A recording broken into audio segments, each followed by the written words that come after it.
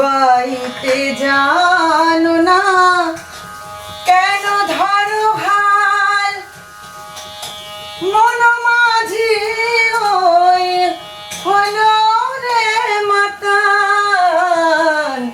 বাইতে জানো না কেন ধরো হাল, মন মাঝি ওই হলো রে মাতাল।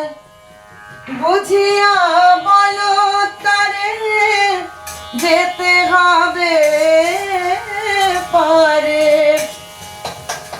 অবহেলার বেলা পানি চাও চাও চাও রে। এটা কি বানাচ্ছি বলো তো?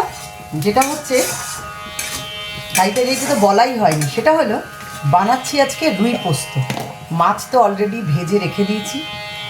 যেটা করছি সেটা হলো আমি তেলের মধ্যে একটু কালো জিরে, আমি যেভাবে বানাই সেটা তোমাদেরকে বলছি আর কি। একটু কালো জিরে ফোড়ন দিয়েছি, মানে রসুনটাকে একদম খুব মিহি করে ঝিরিঝিরি করে কাটা আর কি, সেই কাটা। পেঁয়াজটাও তাই কুচি কুচি করে কাটা।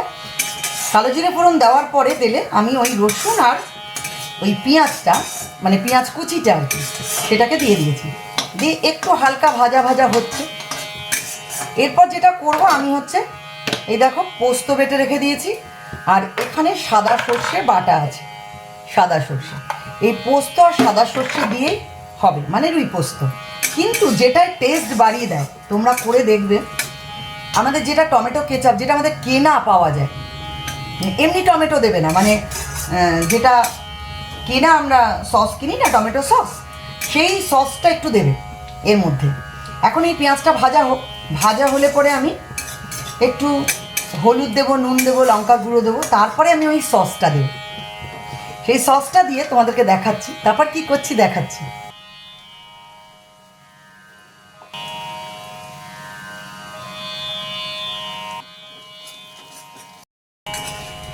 এই দেখো তোমরা দেখতে পেলে আমি মানে একটু রসুন আর পেঁয়াজটা যে ভাজা হয়ে গেছিলো, আমি সঙ্গে সঙ্গে দিয়ে দিলাম তোমার একটুখানি লঙ্কার গুঁড়ো আর একটু হলুদ গুঁড়ো।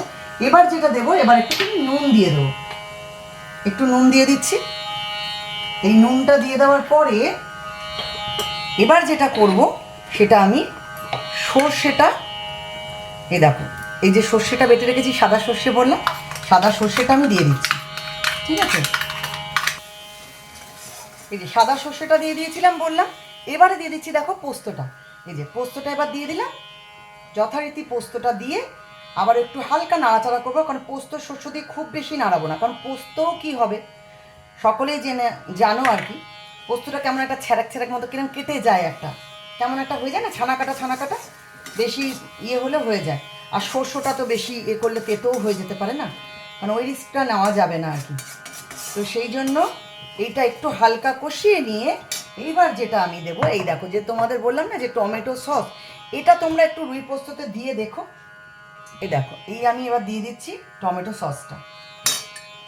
এই টমেটো সসটা একটু দিয়ে দিলাম, মোটামুটি একটু দেবে, ব্যাস দিয়ে দিয়েছি। এইবারে আমি এটা নাড়াচাড়া করে একটু কষাবো, একটুখানি কষাতে থাকি। ব্যাস আমার কষানো কমপ্লিট। এবার আমি দিয়ে দিচ্ছি দেখো জল, অল্প একটু জল দেবো, অল্প একটু জল দিয়ে আবারও একটু নাড়িয়ে চাড়িয়ে নিয়ে আমি এবার যেটা করছি, এ দেখো এবারে আমি মাছগুলো সব দিয়ে দেবো এর মধ্যে, সমস্ত মাছগুলো দিয়ে দিচ্ছি। মাছগুলো দিয়ে এই মশলাটাকে একটু ওলট পালট করে মাছের মধ্যে লাগিয়ে নেব। দেখো এবার আমি পুরো জলটা, যতটা আমাদের গ্রেভি দরকার সেই জন্য আমি এই জলটা দিয়ে দিলাম। এবারে মোটামুটি আমার এতেই হয়ে যাবে একটা। এবারে মাছটা ফুটলেই কিন্তু আমার রুই পোস্ত কমপ্লিট।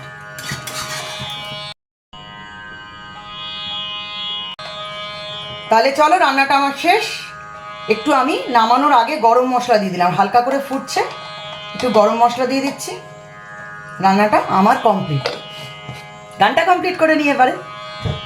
নদী ভরা ঢেউ বোঝো না তো কেউ কেন মায়ার তরি বাবা রে ভরসা করি হে ভব কান্ডারি ভরসা করি হে ভব কান্ডারি হালটি ছাড়িয়া তারে দাও দাও দাও রে নদী ভরা ঢেউ বোঝো না তো কেউ কেন মায়ার তরি বাও বাও বাও রে।